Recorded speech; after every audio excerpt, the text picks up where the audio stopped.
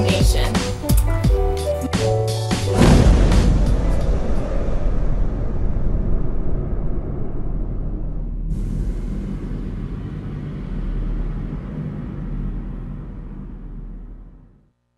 The following program may contain language of an adult nature. Listener discretion is advised. Views and opinions expressed on the following program are those of the hosts and guests, and not necessarily those of the staff or management of alltalkradio.net. Brothers and sisters! Brothers and sisters! I don't know what this world is coming to. Hey yo, check this out, this is Flavor Flav, and if you want the whole truth, and nothing but the whole truth, so help the whole truth. Hey yo, you better listen to Dante, baby. Dante!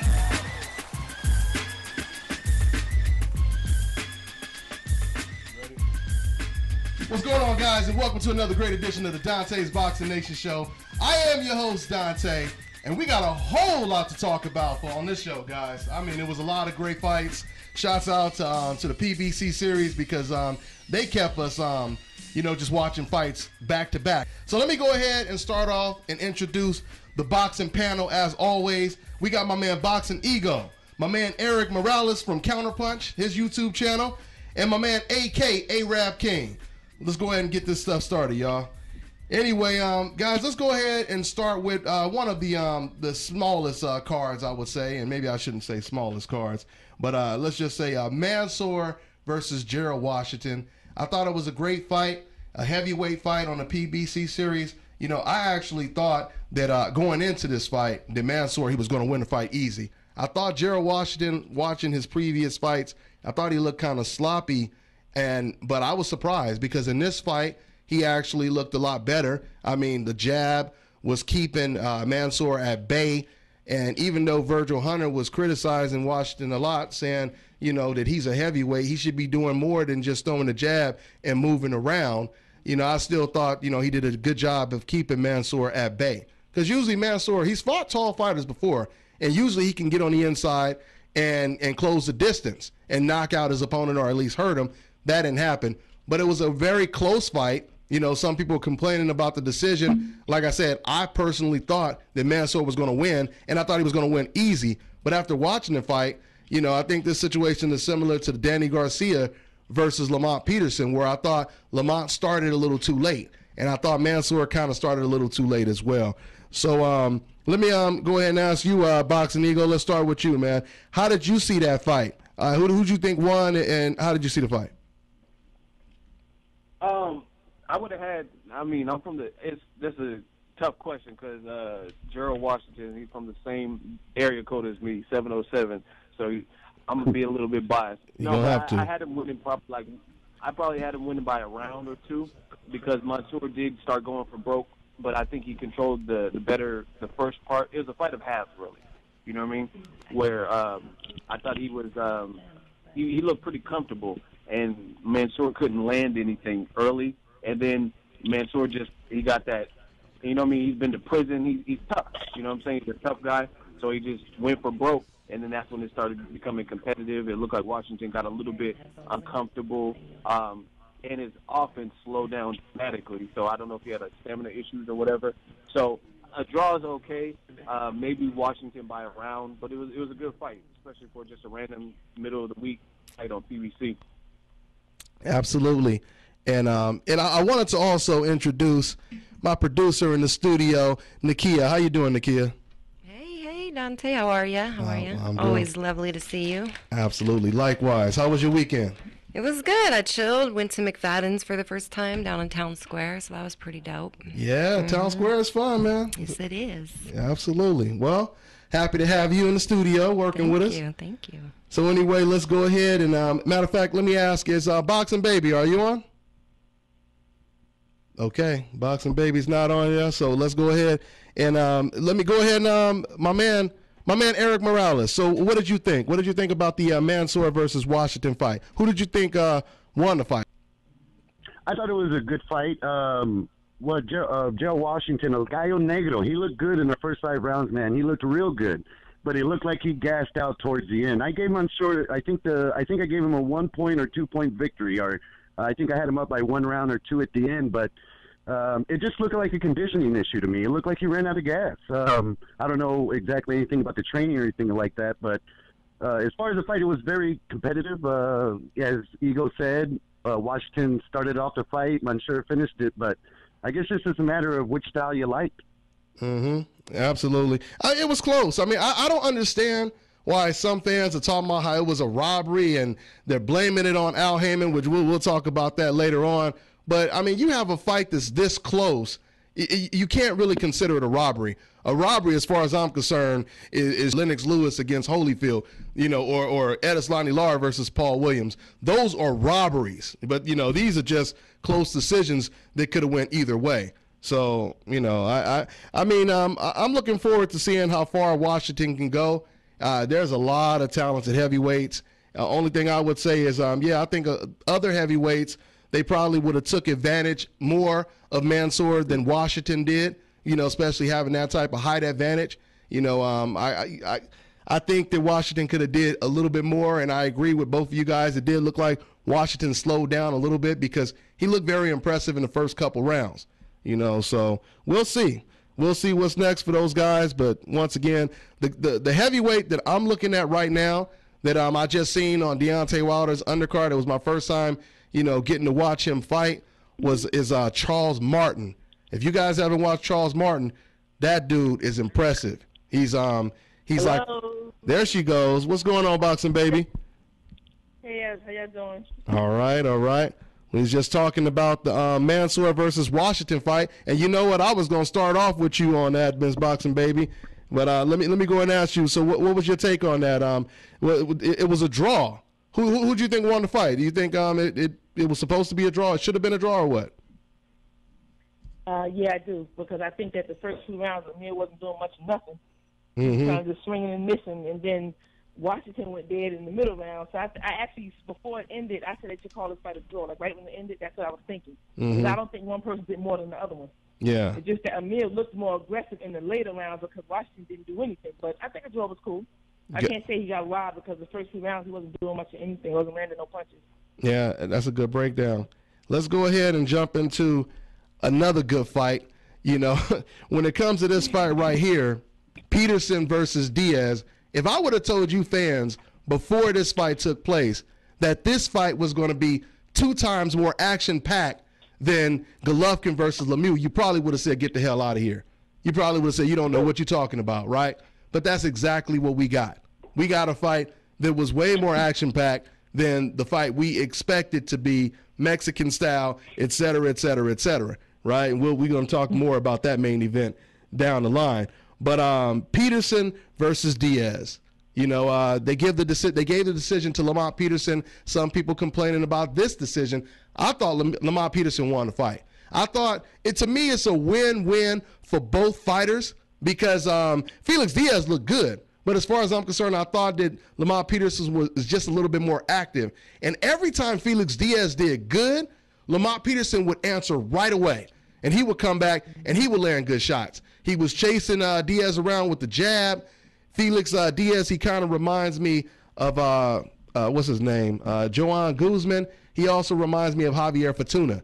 He has that kind of, rhythmic type of moving around the ring. He throws, these strong hooks, but at the same time, he has a flashiness to him.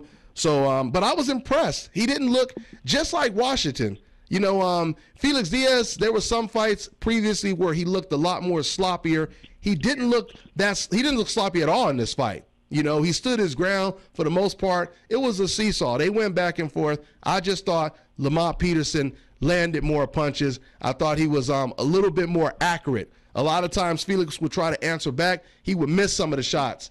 So, AK, let's get you on the horn, man. Did you watch this fight? And did Lamont Peterson deserve the decision? Yeah, well, I actually missed this fight, so I can't really tell you on this one. I was trying to put it on YouTube, but I couldn't find it. It's all good. It's all good. We'll ask you about it next time. Eric Morales, what about you? I actually had Diaz winning the fight. Lamont Peterson did great as far as throwing a lot of punches, but he looked sloppy. It kind of reminded me of the Lamont Peterson-Danny Garcia fight, except Lamont was playing Danny Garcia in this one. The only rounds that he really won were rounds where he attacked his body, and those are some solid body punches. But then the very next round, he'd come in and become a headhunter again. It was a mixed performance from Lamont, where Diaz was steady the whole way through. I do agree that was a tough fight to score. But I did think, I wouldn't say, you're right. Now that you let the days pass, it wasn't a robbery, but I think that there was definitely some controversy with the decision.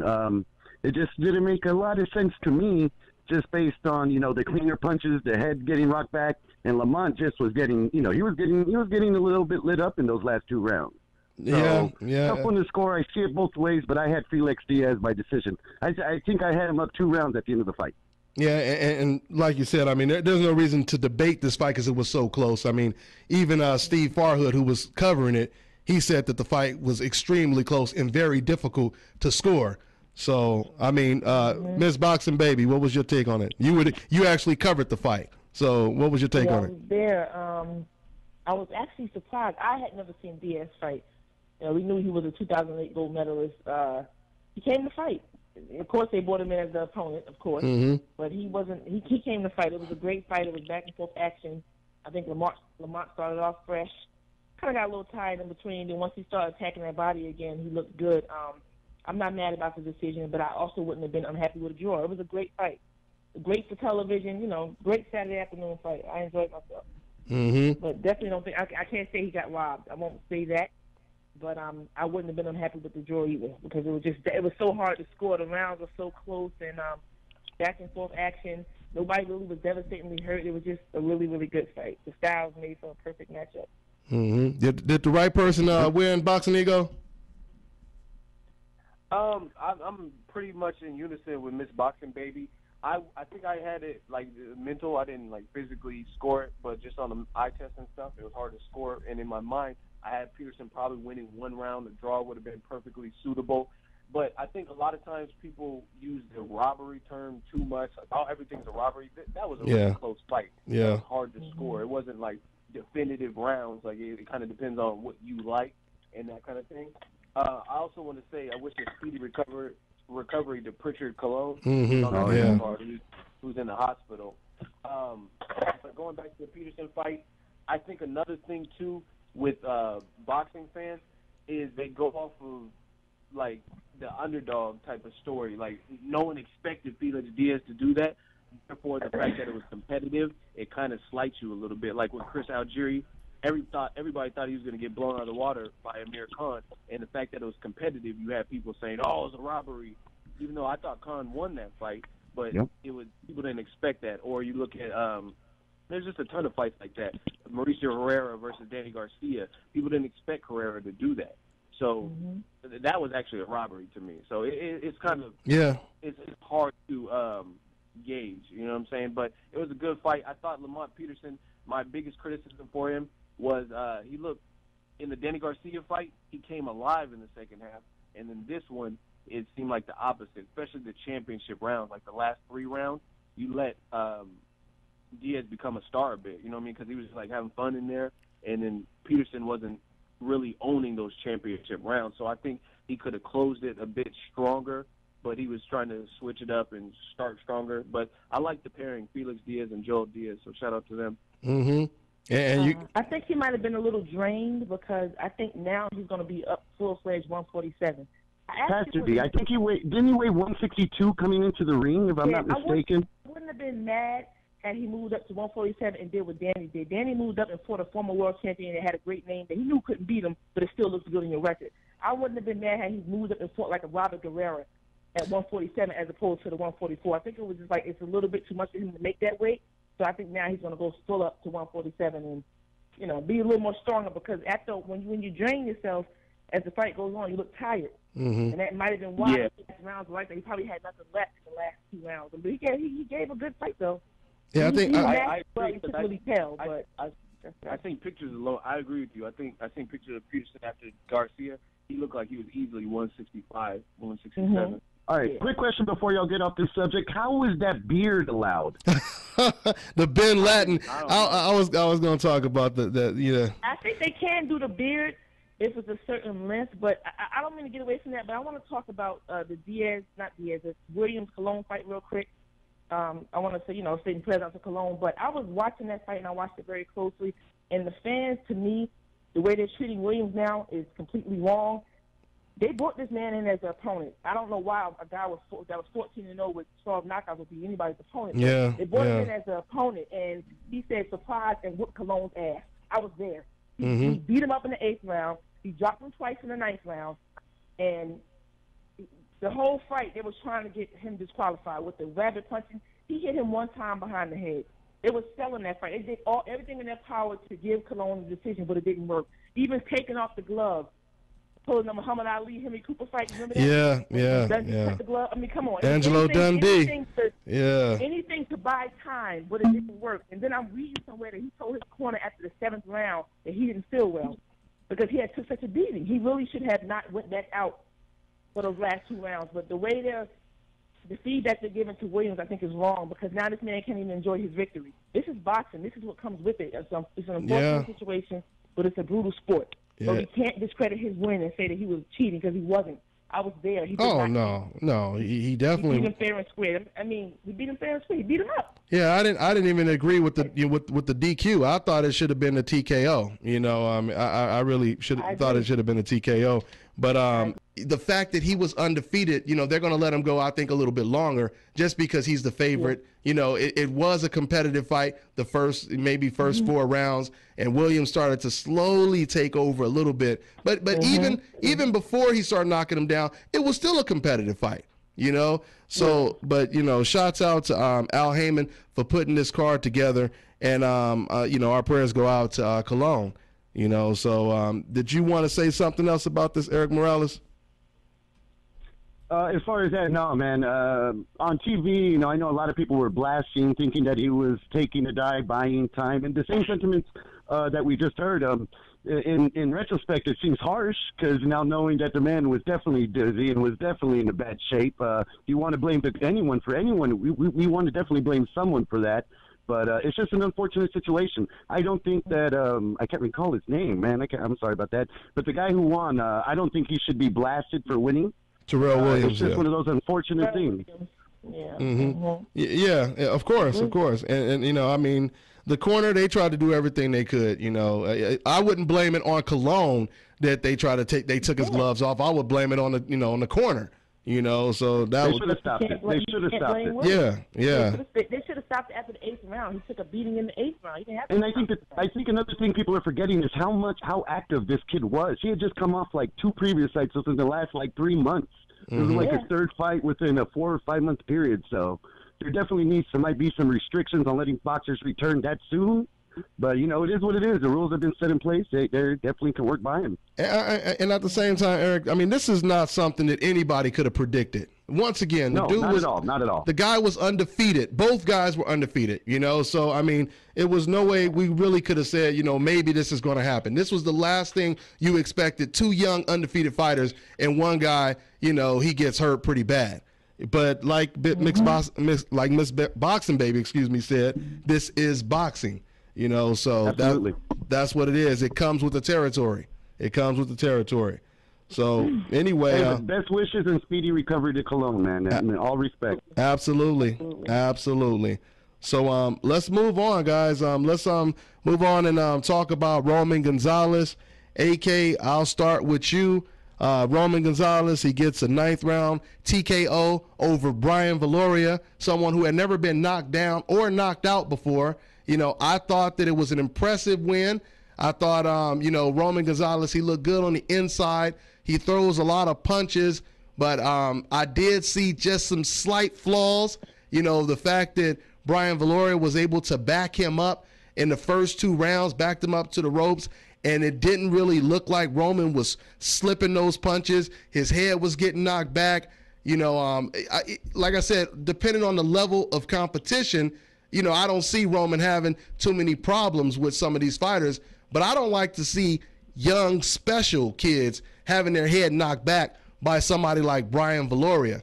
When I was watching this fight, the first couple rounds, I said, look, Brian Valoria, he's looking good. I was watching this at my man Smitty's house, and I said, man, we're all saying Brian is looking good. But I said, but see, the knock on Brian is, he's not consistent. All of a sudden, he'll take off rounds. And, he's very inconsistent in the ring. And that's, to me, exactly what we've seen. We have to attribute a lot of that to Roman, of course, because he applied the pressure. But my man Brian Valoria, he relied on throwing nothing but the left hook. Kind of reminds me a little bit of Nonito Donaire, which they fought in the Olympic trials, and that was one of the greatest, fights, amateur fights of all time. Very good fight. But, it kind of reminded me of Nonito Donaire, relied on the left hook the entire night. I kept saying throughout this fight, that's all he's trying to land is the left hook, and he ended up eventually making the fight easy for Roman Gonzalez. So, AK, what was your take on Roman Gonzalez's performance, his knockout win? Yeah, well, Roman, he's the impressive fighter. It was a good win. He was losing the early rounds, then, the first 2 rounds, I think, and, he came out with a victory. But I feel like Roman is the type of fighter who's like his offense is his defense. Mm-hmm. Like, I don't know how good he is defensively. I feel like, he was getting touched, of course, and, at his weight, not too many guys going to test him because ain't nobody really out there for him. So it's like, because they already labeling him as #1 pound for pound, but if you really truly want to prove that, because he's not, let's be honest with it. So if you want to prove that, he's going to have to move up a weight and fight, these bigger guys, and, so we could see what he got. And like you already brought it up before, he already fought at 115 one time before. And so, he only have to move 3 more pounds, and Rigondeaux probably could meet him at a catchweight, and that'd be a hell of a fight for a pound-for-pound status, But at the end of the day, if he keep fighting at 112, you cannot label him as the #1 pound-for-pound. That's like almost labeling Deontay Wilder as #1 pound-for-pound, because they literally fight the same competition. Yeah, absolutely. Eric, is there anything you learned about Roman Gonzalez over this past weekend? I learned he's a very good puncher. No, he's an excellent boxer. He really is. The way he was mixing, I know HBO, they couldn't stop talking to the body, to the head. All right, Go ahead, Eric. Okay. I think we lost Eric. Boxing Ego, go ahead, man. What's your take on Roman Gonzalez this past weekend? I think he's back. Eric, you there? Eric, you there? Yeah, I'm there. Go ahead. I'm sorry about that. Go ahead, Ego. I'll go after you. Damn, you got back on quick. What you do, slip or something and fall or what? Yeah, I must have, man. These Boots Mobile phones, dog, you know how it is. You got to pay every 4 months in charge. You pay it late, they fuck you up. But that's beside the point. What I was going to say about Roman Gonzalez is this dude he can punch, man. He goes to the body well, goes up, down, hits you and all sorts of things, but he does have flaws in his defense. Tremendous flaws. And as you said, I know Valoria was just going with the Donaire approach, but he was hitting him. Mm-hmm. And he was doing a good job. And then late in the body, right before it ended, he got him real clean to the body and even stunned him for a quick second. Yeah. Now, Chocolito's recovery time was impressive. However, as good as he is, I want to see a rematch with Juan Francisco Estrada. Their first fight was very good, and I think a rematch at this point is the only way to go without going up to meet Rigo. But let's face it, Roman Gonzalez is 5'3". He has a 64-inch reach. This will be the one and only time Rigo will be towering over his guy.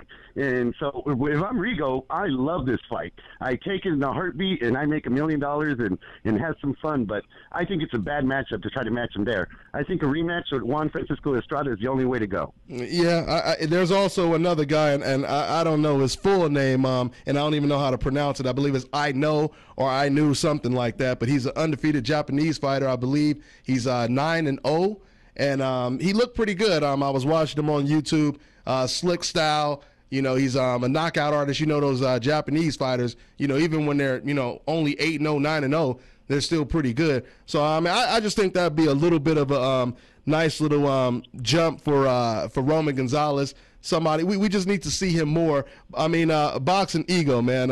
What was your take on Roman Gonzalez's performance? Well, for the record, I put a lot of people on Roman Chocolatito Gonzalez. I like him. He had the high guard. He had some nasty uppercuts, body shots. I see little hints of different fighters in him. Like, I see a little piece of Pacquiao, not necessarily the athleticism, but how he sidesteps to create angles. Mm-hmm. He just does some different things. Like, he'll be punching you offensively, then he'll move to the side and hit you from another angle, stuff like that. I see pieces of Canelo when he's there's like dull moments in the fight where he's dry and you don't see much offense, and then all of a sudden he'll just explode with hand speed and combination punching and putting things together. Canelo does that all the time. Like, I was watching the Mosley-Canelo fight recently, and then Canelo just started all of a sudden just unloading. I'm like, what the hell? Where'd this come from? Mm-hmm. So he's a good fighter. Yeah. Pound for pound, number one? Hell no. No, not at all. If you're talking about potential, that's cool. If you're talking about skill-wise, okay, that's something else you could debate. But, I mean, the thing I'm noticing is, like, HBO predominantly, but a lot of boxing fans, they're just prematurely appointing everybody. Like, how do you get beyond a Kovalev, a Klitschko, a Terrence Crawford, a Nicholas Walters, a Pacquiao? How are you passing all these people up when they've all done more? They all have better resumes. They all have, like, whether you love Pacquiao or hate him, his resume and the people he's beaten and what he's done for the sport moving up is better. You know what I mean? Kovalev beating a guy like Bernard Hopkins, a boxing wizard. Terrence Crawford having like two defenses, going to Ricky Burns' backyard, knocking Gamboa out, an Olympic gold medalist who was undefeated at the time. You know what I'm saying? Like, how do you trump all of that just because you like somebody or because you like their style? That's stupid as hell to me. Like, and they're that's trying what to HBO does. Yeah, they're trying to force feed like Triple G number 2 or Chocolatito number 1 or whatever. You know what I mean? You're not gonna. I'm a person with an opinion. You're never gonna force feed me. You know what I'm saying? Guys that I like grew up watching, Eric Morales's and people like that, they grew on me. Like, you know what I'm saying? I had to see repeat performances for me to say, oh, okay, this is that dude. And a lot of these guys, I mean, let's face it, Triple G and Chocolatito, they're not in stacked divisions. Like, you go to welterweight, there's killers there. There's killers at welterweight. So Mayweather and Pacquiao being on the pound-for-pound list makes a lot of sense because there's people at 140 who are killers, like, you know what I mean, the Khans, the Bradleys that moved up, Danny Garcias that, you know what I mean, good fighters. There's people at 54. There's people in the division or around the division. But when I look at, like, Gonzalez and Triple G's division, it's not that prominent. Like, you know what I mean? I wouldn't favor really anyone versus Triple G. Like, I don't even think a lot of them aren't even competitive, like super competitive, like 50-50 match. Like, who's the 50-50 Triple G fight right now at middleweight? Yeah, there isn't. I mean, the middleweight. You know what I mean? Peter Quillen has power, but he doesn't have an amateur background. The middleweight division is the weakest division right now. It's the weakest division in boxing right now. It's weak, but I don't know if I can say that nobody is a match. And first of all, let me just say, y'all can go back to when we first did the show about the Lemieux and Triple G fight. What did I say? I said you cannot sell me on that bullshit ass fight because he had no chance. Please, and you know I said it. I don't care what his record was. He was the sacrificial lamb that they threw in there with the wolves and knew he did not have a chance. Come on now. Yeah, but before we go, don't go too deep into it right now because we're about to get into it in a minute. But yeah. But about Gonzalez, I like him. He reminds me of Ricardo Lopez minus the defense. You know, small and crack. Nice. Small, he can crack. I like him.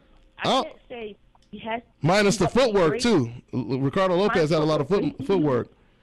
He just reminds me of him, you know, being small, can punch.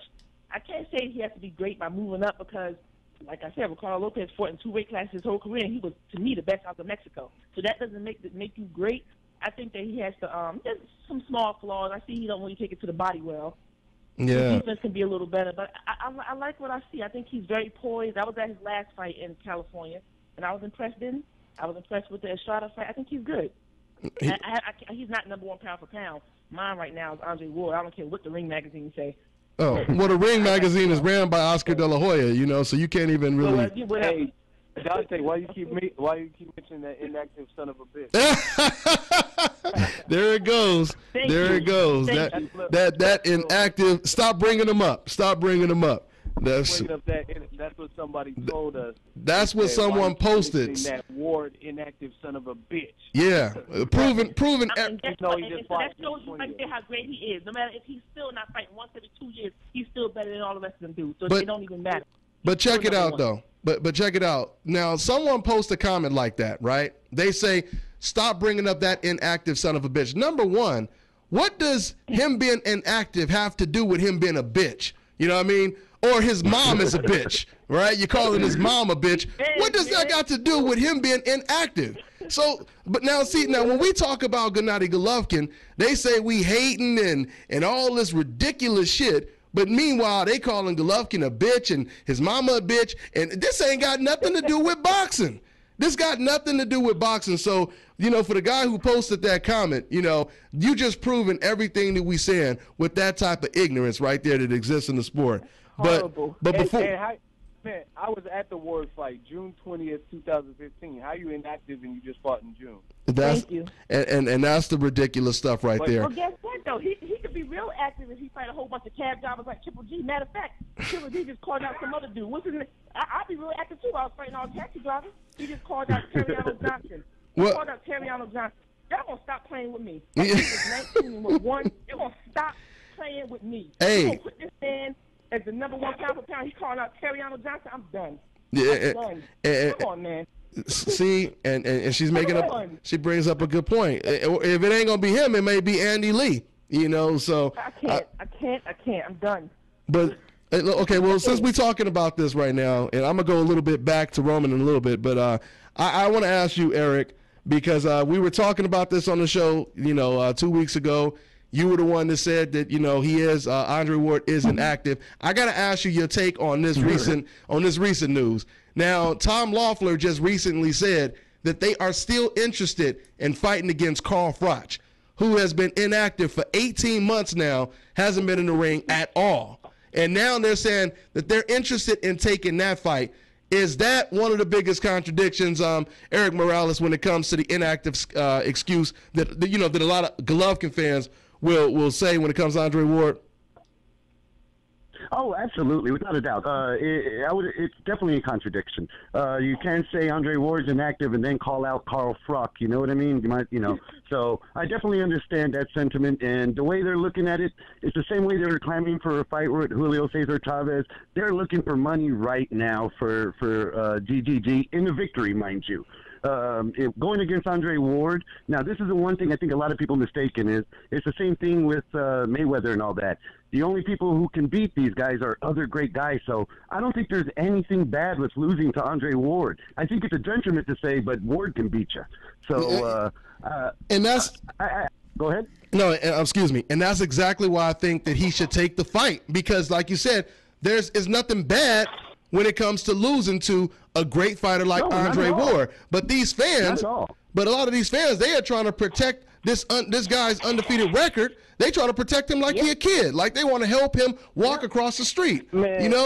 So unfortunately, this is the state of boxing, and it's not just GGG. I mean, you look around; it's all over the place. It's Deontay Wilder going 2 terms without going against Povetkin and wanting to take another match before he gets there. You can name examples in every weight classes, and it's the division of the promoters, the division of the cable companies, the reluctance to make deals is what's hurting the sport. It's hard to rate fighters. We call Danny Garcia the greatest junior welterweight, but he only fought Golden Boy fighters.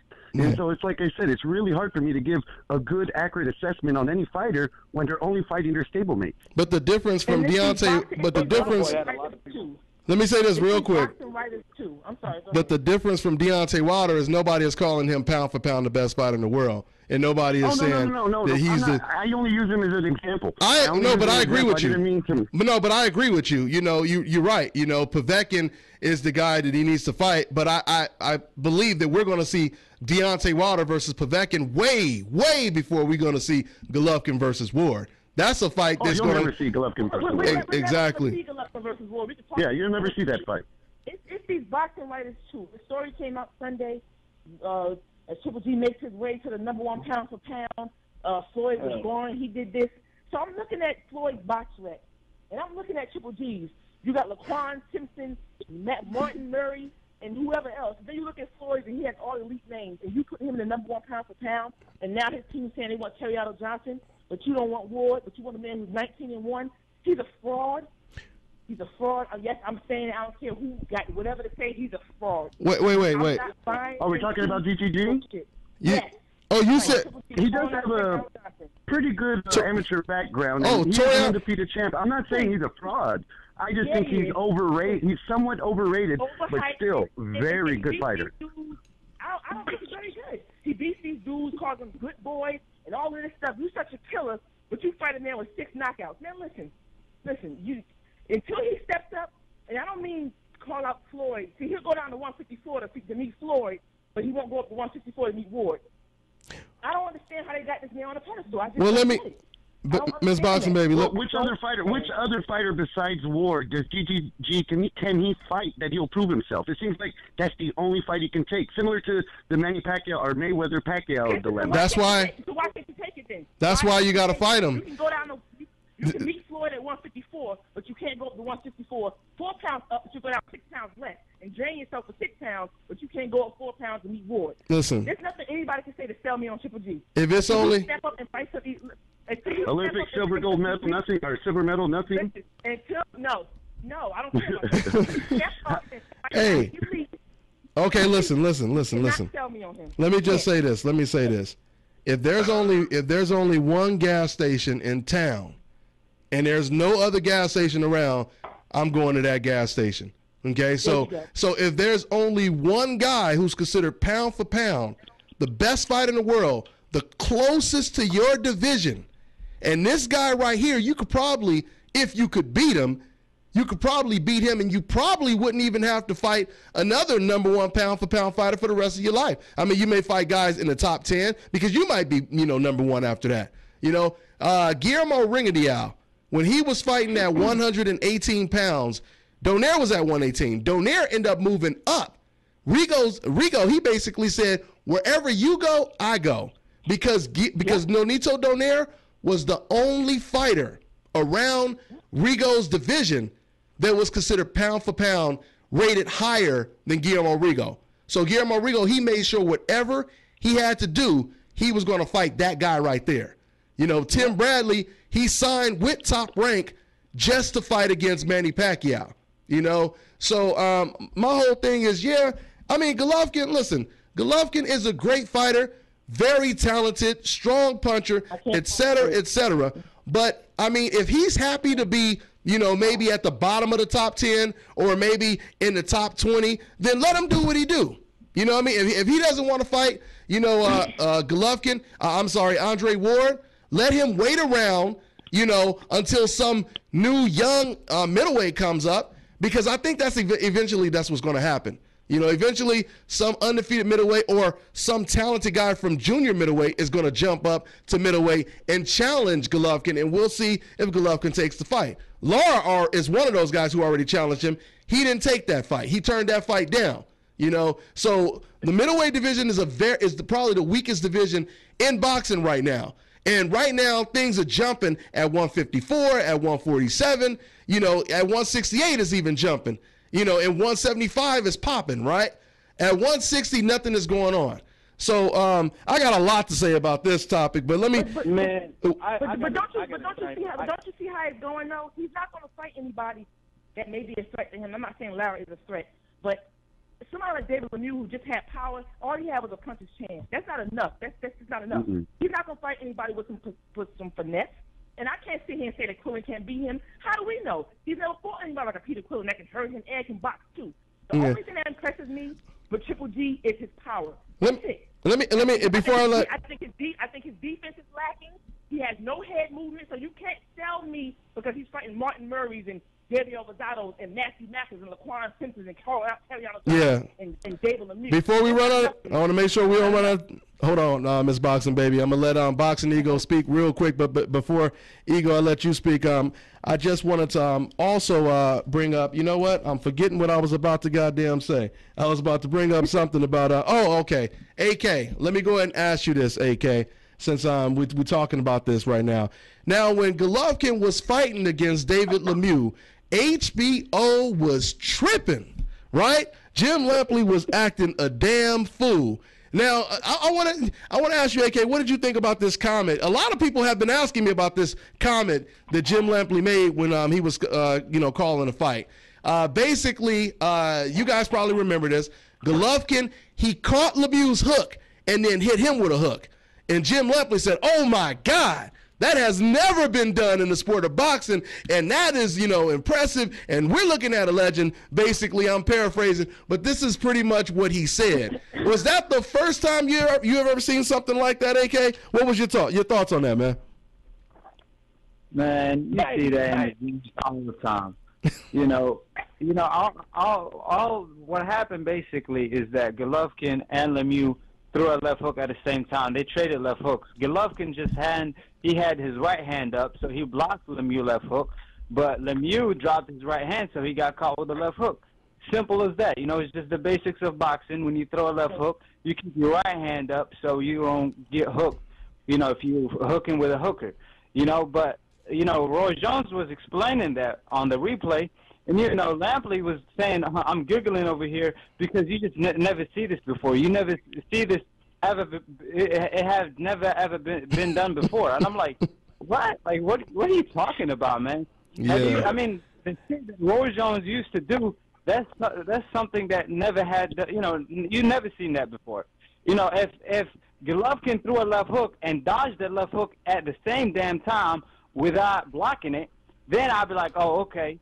But if you block the damn left hook and landed your own left hook, what are you talking about, man? I mean, it's just ridiculous. And like you said, though, AK, this is something.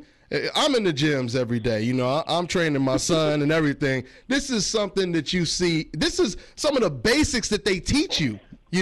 Catch a punch and throw a punch. Yeah, and you see, you always see Floyd Mayweather. When you see them doing that fancy mitt work, that's what they're doing. You notice that? They always have their hands up. It's the touch.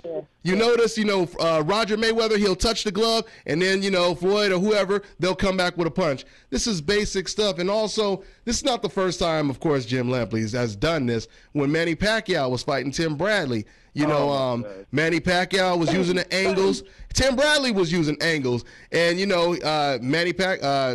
Lampley, he kept saying, look at the beautiful angles. We've never seen anything like this. And he said he keeps using these beautiful angles. And Emmanuel Stewart, he said they're both using great angles, right? He said, you got to basically give Tim Bradley credit too.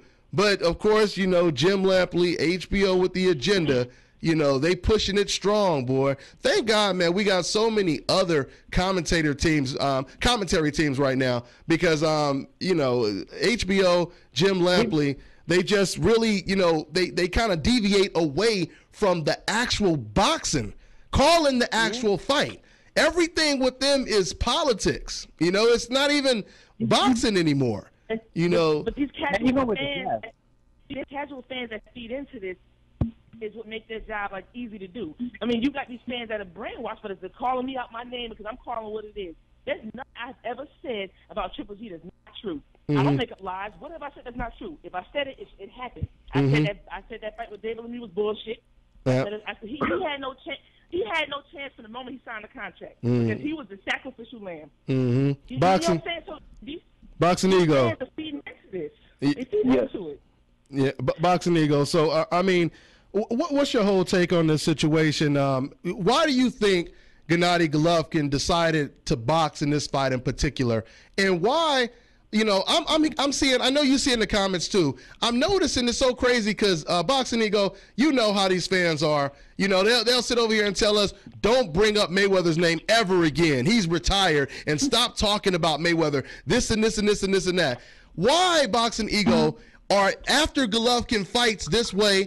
Everyone is bringing up Floyd Mayweather's name, but they're trying to discredit Floyd Mayweather at the same time. They say don't bring his name up anymore, but when they bring up his name, it's fine. I mean, what's going on with that, boxing ego? Man, I'll say it like this. Triple G looked good, but it was to be expected. I made a prediction video called 7 Reasons Triple G beat David Lemieux 1 month before the whole fight. It's still on YouTube. You guys check it out. I said a jab, counterpunch. I gave you guys the blueprint. This was not to be this was not shocking to me like it was to some people. A lot of people, what it is, they get power happy. David Lemieux got cracks, but you have to be in range to let those. And I knew him being the shorter fighter. And people don't break it down. David Lemieux was a champion by vacant belt, by way of vacant belt. He didn't do a Terrence Crawford and go to Ricky Burns' hometown and defeat the champion as a challenger. Mm-hmm. He was ranked high enough. He fought Hassan Indam, who had been stopped and beat by Quillen and knocked down 6 times previously. And they fought for an eliminator, and he won the vacant belt. Pat on the back, good job. But that's different than defeating the champion. The other thing is he never defended his belt to prove his worth as a champion, like against an Andy Lee or something, and he immediately went after the tallest orders. Now, that shows he had some stones, but it wasn't obviously the right move because he didn't have the experience. So, bottom line, when it comes to, like, Triple G and Floyd, the game is fucked. If people get power happy, if you have power. I've seen Mauricio Herrera dominate Danny Garcia with the jab, but he doesn't have much power. So you didn't hear HBO or whatever, like, oh, Mauricio Herrera has a beautiful jab. But they'll say it to Triple G because he has some power, and that's the guy that they're trying to push. Well, I've seen Floyd dominate people with a jab by establishing a jab. But since he's the big and the coward and the runner, they're not going to give him credit. And it's so funny to me that this guy with monstrous power, some of his fans are afraid to see him move up, even though, oh, he hits like a light heavyweight, he hits like a heavyweight, but you don't want to see him move up to the next division, but you want to see feather-fisted Floyd Mayweather, who's now retired, move up. Why do you want to see the feather-fisted guy who's already overextended himself by fighting bigger guys for years? Why does he have to move up, but the guy who cracks like a light heavyweight can't move up to super middleweight? Yeah, you know and they want Triple G to move down to 154. Yeah, they want him to move down. Down to 154. Or put it this way. Or if you're going to move down to 54 to fight Floyd and you want the Canelo Cotto winner, why don't you fight at the same catch weight that Canelo and Cotto are fighting at? And make that a closer fight. But you only want the smallest dude out of the bunch, Mayweather, at 54, and you're going to drain yourself for that. But you don't want to fight. Man, if Canelo I'm picking Canelo to beat Cotto. If Canelo were to win at 155, I would love to see Triple G versus Canelo at 155. That's only one more pound. That's an extra pound. So why would you meet Mayweather there, but you wouldn't meet Canelo? And if Canelo beats Cotto, then he's going to be a star. He's already a star right now. So, I mean, that's big money. So can I just ask one question though before the show ends, please? Go ahead. Make it quick. We got about... Real quick. If Cotto does somehow beat Canelo and Triple G fights him, are they going to call him over the hill and old like they did when Mayweather fought him 3 years ago? That is an excellent point. Are they going to put him on the pedestal if he was to beat Cotto? I'm just wondering. Realistically, those guys are all like Canelo, even Canelo, Cotto. They're all smaller than him anyway. You know what I mean? They're not true middleweights. You know what I mean? The Sergio Martinez Cotto fight was at a catchweight. Every one of Cotto's middleweight defenses was at a catchweight. You know what I'm saying? So it would be really impressive if there was someone at middleweight that we would say is a 50-50 fight. But since there's not, maybe you should drop down and fight Cotto at 55 or Canelo at 55. Or how do we know Quillen's not a 50-50 fight because Triple G can punch? Well, honestly, I think. How do we know that's not a 50-50 fight? Honestly, I give Toriano Johnson a good chance at Golovkin. I mean, Toriano Johnson is a pretty good fighter, you know. So, and I would give Golovkin credit. I would give Golovkin a lot of credit if he were to go in there and just destroy Toriano Johnson. So, which I probably would lean a little bit. I don't know, depending on if the fight gets made or not. But I might lean towards Golovkin. But that would be a good fight. I do think that would be a good fight. But of course, it's not going to catapult Gigi's career. Now, let me say this. Let me just say this real quick, though. Well, I got a couple things to say. Now, a lot of fans are saying, because I made a video, I interviewed heavyweight, shout out Marcellus Williams, interviewed him at the Mayweather gym, and he said, that Golovkin looked just like Mayweather. He was a technician, beautiful jab. you know, and we were all impressed with him doing this. But then we read the comment section. Me and Ego was tripping off of this earlier. We read the comment section, and you got some people saying, he didn't look nothing like Mayweather, and that's an insult to Golovkin, and, you know, et cetera, and all Golovkin does, Golovkin, he goes in there to knock his opponent out, and Mayweather, you know, is just trying to be on the Olympics, use the Olympic point system and just score points. This is the kind of ridiculous stuff they were saying. I want to go ahead and draw the contrast right now, guys. Now, first of all, if we're going to compare Floyd Mayweather to Golovkin, you need to compare the young Floyd Mayweather when he was around Golovkin's age, and I'm not talking about his 34-year-old age because he started a little later, but you know what I mean. When Mayweather was young and he was fighting against David Lemieux type of opponents, Floyd was getting knockouts, right? I mean, guys, think about this. I compare this fight. This fight, David Lemieux as an opponent, to Mayweather fighting against Arturo Gatti. The only difference is Gatti was more skilled than David Lemieux. And what did Floyd Mayweather do to Arturo Gatti? See, this is the difference, guys. Golovkin is a great fighter. He's a really good, talented fighter. But if you notice, guys, Floyd Mayweather is used to fighting against guys stronger and bigger than him. Golovkin wasn't used to fighting guys who had the same power. And if you notice, look at how he fought a guy with power for the first time. He threw a jab, and he stayed on the outside. Now, when Floyd Mayweather fought Canelo, when he fought Maidana, when he fought Cotto on the ropes, these guys were bigger and much stronger than Floyd. Floyd was on the inside and the outside. But Golovkin is the power puncher, and he's only fighting from the outside. You know, so I mean, he don't have an inside game. He doesn't.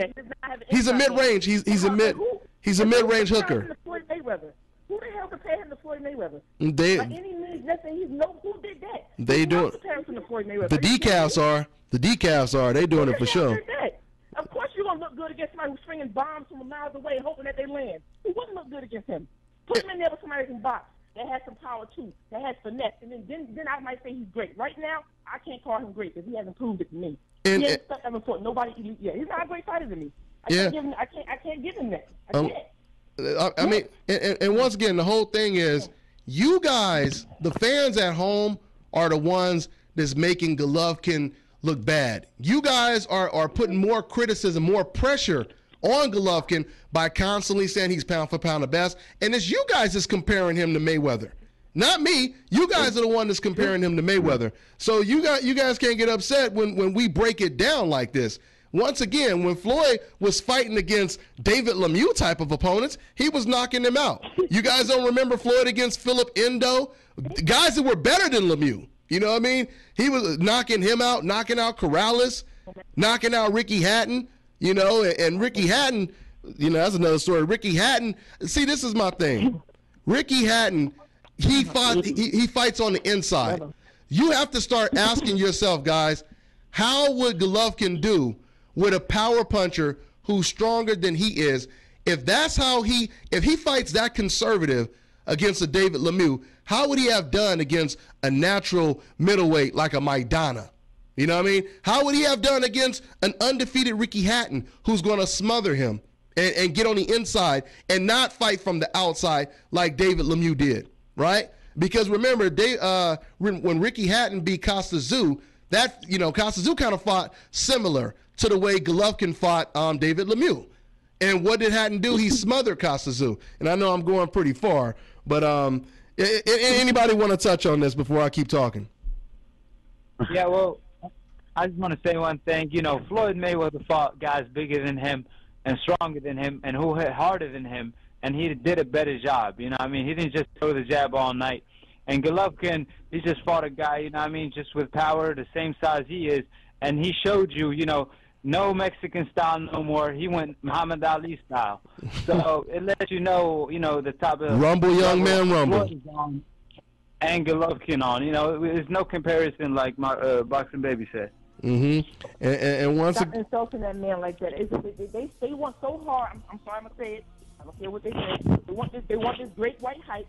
So it don't matter who they put out there to do. I mean, for Jim Ramsey to say, I've never seen it before in boxing. All these damn fights you commentated, you've never seen it before in boxing.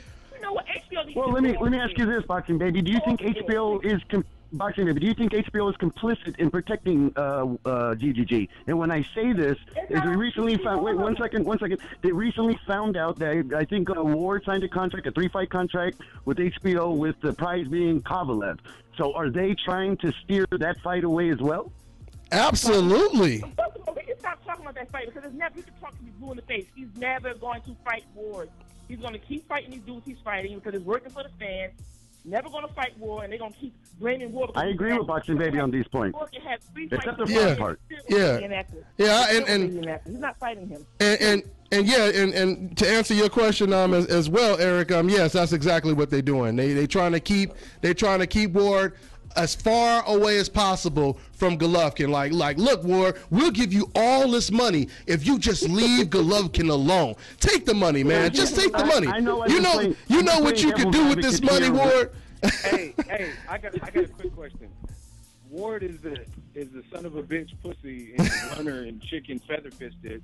Why is he moving up out of his division when there's still guys like Badu Jack, Darrell Brothers, James DeGale, and he's moving up for the next challenge to meet up with Kovalev in the fall? But we got a monstrous puncher who's not a bitch and who's like the strongest number one pound for pound and everything. And he's like, I'm going to clean out my weak-ass division, and it's already weak. You know what I'm saying? He already cleaned out most of them. Unbelievable. So, like you said, Ward, they say, okay, let's, you know what? We got like a minute left. I got to ask the last question before we finish, guys. So let me ask you guys, we're going to talk a lot more about this next week. Let me ask you guys, what fight was the fight of the week last week? Let's start with... Go ahead, Eric. I'm going to go with Fanfara Cleverly. That was a great action-packed fight. I forgot about 1,413 punches from Fanfara, 1,111 from Cleverly. I mean, these guys were just throwing.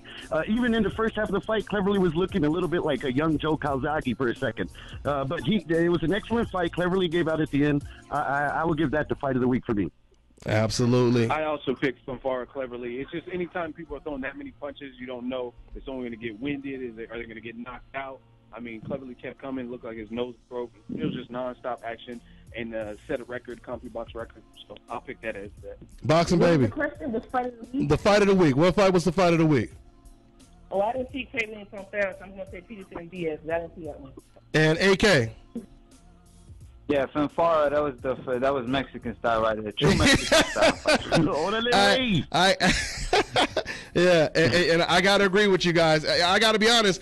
I actually forgot about the Fanfara fight. I was going to pick Lamont Peterson versus Diaz, but yeah, you're right. Fanfara versus Cleverly, no doubt about it, was the fight of the week. That was an excellent fight, and it was another PBC card. So shouts out to Al Heyman in the PBC series. You know, so I hated to give him props, but goddamn, he did do that. Hey, you still got to give him props for Leo Santa Cruz, Eric, because you said your Mexican homies wasn't gonna watch that fight, and they turned out on that one. They broke records. What can I do, man? Mexicans surprise me every day, dude. I'm serious. They're wonderful. Goddamn good-looking folk too. Absolutely. There we go, man. Eric said it best, man. So, all right, guys, we're gonna go ahead and wrap it up. We'll be back next week for sure to continue this conversation because it was just getting good. All right, guys, we see you guys next week.